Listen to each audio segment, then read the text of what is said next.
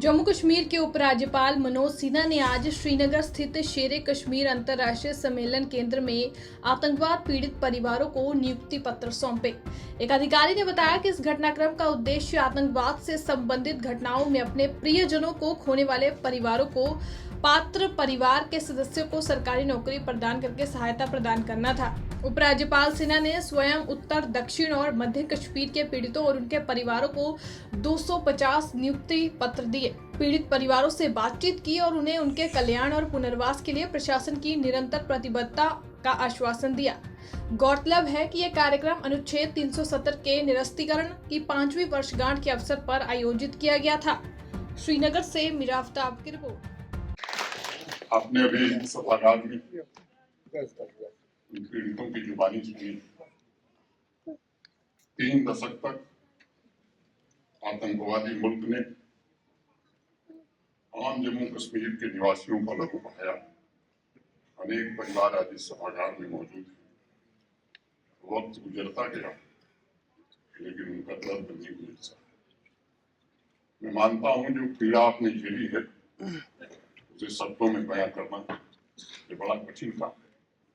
जो तकलीफें, जो मुश्किलें आपको उठानी पड़ी हैं उसकी तुलना नहीं की जा सकती।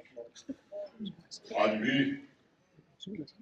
जब हम में से अनेक लोग टेरर विक्टिम फैमिली से मिलते हैं, उनके चेहरे पर जो जख्म दिखाई पड़ता है वो किसी को भी दर्द देता है। इंसाफ का इंतजार करते करते अनेक बुजुर्गों की आंखें बंद हो गई, सांसें रुक गई। पूरा देश जान गया है कि इंसाफ के लिए आप सबने बहुत लंबे समय तक धैर्य और सब्र रखा, लेकिन अब वो इंतजार खत्म हो गया है। संयोग से आज 5 अगस्त की तारीख। मैं मानता हूं कि 5 अगस्त जम्मू कश्मीर के इंसाफ की तारीख। आज से ठीक 6 साल पहले भारत के आदरणीय प्रधानमंत्री श्रीमान नरेंद्र मोदी जी की दृढ़ राजनीतिक इच्छा शक्ति के कारण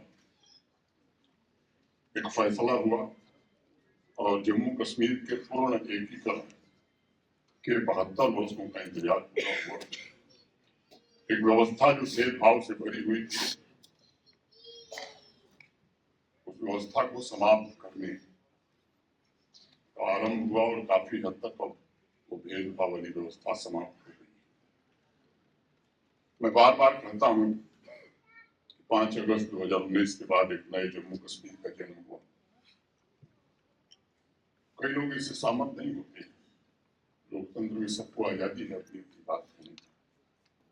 मैं मानता हूं कि दशकों के अंधेरे को हटाकर उस दिन एक ऐसा जम्मू कश्मीर उभर कर सामने आने के लिए तत्पर था जिसकी नजरों में स्वर्णिम भविष्य के सपने दिखाई पड़ रहे। एक ऐसा जम्मू कश्मीर उस दिन पैदा होने के लिए आतुर था जिसकी रग में तरक्की के लिए अपराजित पौरुष भरा हुआ था।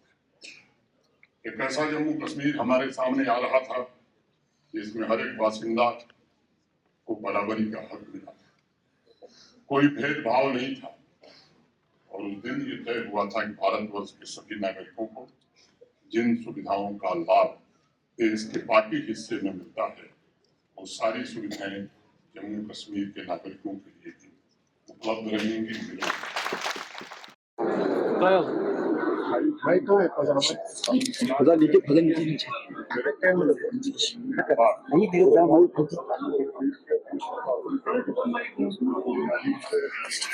मुस्कुरा करके एक फैसला जो था आतंकवाद से पीड़ित जो परिवार मैं जल्दी से जल्दी जो SRO 43 के बाद सरकार नौकरी दी जा रही है। 13 जुलाई को बारामूला में 40 श्रीनगर में 158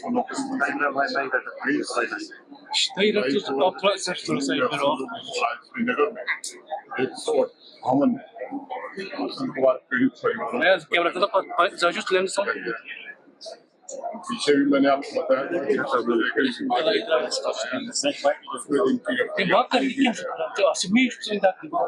बड़ी आर्थिक सहायता और जिनकी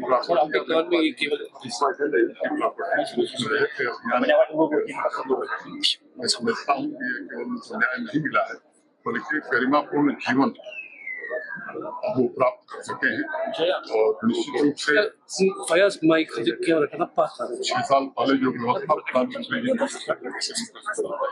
उसका इसको बहुत अहम